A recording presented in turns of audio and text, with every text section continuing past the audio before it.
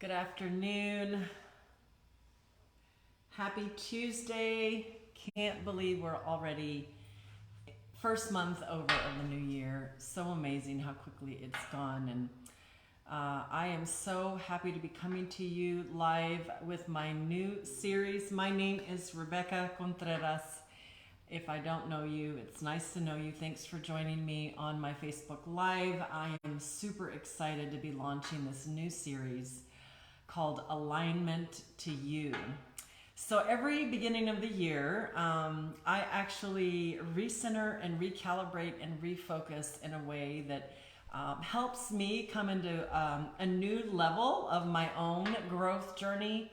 And this year, I have been grappling with and just over prayer and meditation and also journaling, what is that new level for me in terms of my personal growth, because I believe that continual growth in your own journey is so important to living your best life. And last year in 2021, I launched a Reset You series, and if you missed it, all the videos are available. Our content is free on my website. You can watch the 7-week Reset You for 2021. That is also relevant in this year, obviously. We never stop learning and growing. But this year, I thought I would focus on alignment. Today is the first week of the 6 weeks, the next 6 weeks of alignment to you.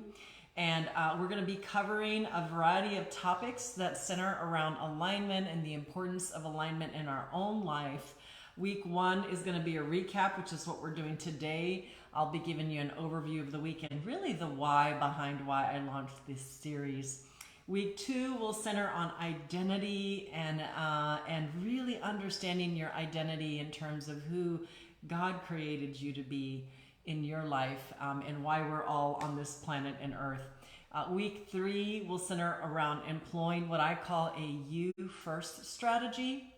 And that doesn't mean we want to be selfish or self-consumed, but that does mean that in order to live our best life and be in alignment, we have to focus on ourselves and ensuring that we're taking care of ourselves, but also continually improving and focusing on ourselves. Week 3 is going to focus on aligning to purpose and what your purpose is here on this planet in the very short time that we have living on the planet. Alignment to purpose. Week 5 will focus on recognizing and loving and living a life centered around what I call others focused.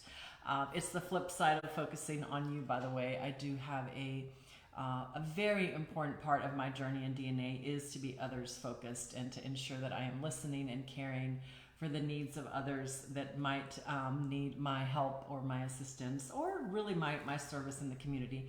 And then the last week will be staying true and focusing on really what we need to do to stay true to alignment. No matter what hits, no matter what happens in our life, things happen sometimes fast and furious, many times outside of our control, and it's so important to ensure that we stay the course and that we stay centered on that alignment and not allow anything to knock us back and set us back in alignment. They might things that happen might knock us off kilter a bit, or might set us back, or what I call sucker punch us sometimes in life, but we should never allow it to really get us off our focus and our alignment. And so we when we don't have alignment in life, I have found that things are off center. We lack clarity. We wonder, why things are happening. Sometimes we wander in life. It's like when you're driving your car. I don't know if you've ever had your tires misaligned, but when I have my tires misaligned, I know, because I literally can be holding my steering wheel and the car will pull to the left or it will pull to the right. And these are the kinds of things that happen that put us in harm's way and that create, potential issues that cause us to be misaligned. And so just like we have to get our car aligned every once in a while with that great mechanic, it's so important to have our life aligned and keep our life in alignment to live our best life here on earth. So the definition of alignment I love. It's basically the act or the state of being and staying aligned in the proper positioning and in the proper state of adjustment to oneself in terms of correctness. And in order for you as a person to be fully functional and operating at your optimum level, that's where we want to be. We want to operate at that optimum performance. We have to stay aligned. And so that is the definition of alignment. And don't we know that we have navigate issues in life oftentimes that, that kind of misalign us and create those situations that help us, hurt us in our alignment. And it's important in order for us to help ourselves through that we recognize those things and that we ensure that we get right back into alignment and not allow ourselves to get misaligned for an extended period of time where it begins to affect that optimum level of performance as a person, as a human.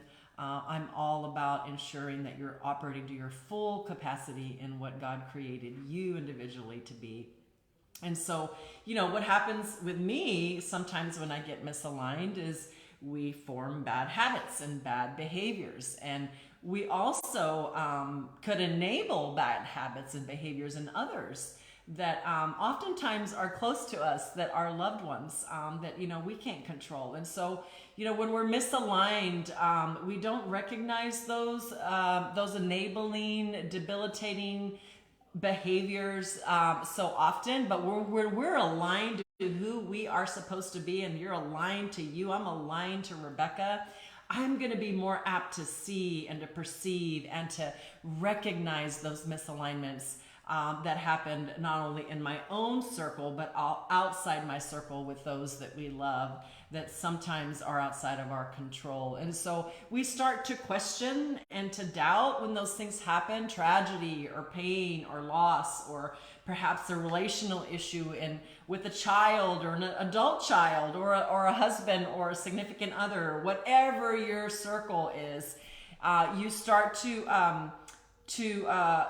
look at the behaviors and you think, this is really causing me to feel like I'm not in alignment with myself, and to question my own individual alignment. And so that's when we have to really ensure that we don't let that linger too long and formulate behaviors in us that are not healthy, that can absolutely contribute to ensuring that we don't live our best life. And we all know that we want to stay in alignment. So this series, I will tell you out of the gate, many of you that know me know I have a very strong faith and religion component to what I teach, because I believe that faith and God individually is centered in ensuring that I can live in my best aligned life. And it is going to have a very strong faith component, because for me and my own journey, my relationship with God has really helped me understand who I am as a woman, as a person, and understand that alignment of what the true alignment of Rebecca means in my purpose. And that spiritual connection and journey for me has been central. So I will be using various examples, scripturally based. Week 2 will be on identity. I will talk about the identity of who God created us to be and why it's so important to stay in alignment with our identity. So much of life and life that we go through is wrapped up in our identity, and it's so important to understand who we are. So I want to give you 3 essentials in this overview of the series that I'm covering, that we will cover. But really what I call essential understandings that are important as we move through understanding this topic of alignment. Number 1, it's so important to know that alignment to you is a process. It is not an overnight action. It is not I'm all of a sudden aligned. It is not I wake up one morning and the next morning I'm great and the next morning I'm not. It is a lifelong process. And I have found in my own journey of about 34 years of walking with God and understanding who I am. And if you have not read Lost Girl, my memoir, autobiography. You should read it. I've gone through a tremendous journey of understanding who Rebecca is. And I will honestly tell you, it's only been in the last couple of years of my adult life and my adult journey that I have really embraced the true essence of who Rebecca is.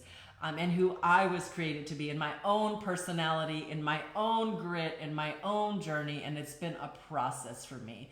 So number one, understanding that it is a process and giving yourself time for that process. Number two, alignment and getting into alignment is hard work. It is not easy. It's oftentimes ensures that we have to deal with those difficult decisions that have to be made, not only about our own changes that have to happen, but the changes around us that are factors that are causing us to get misaligned, relationships that we're involved in.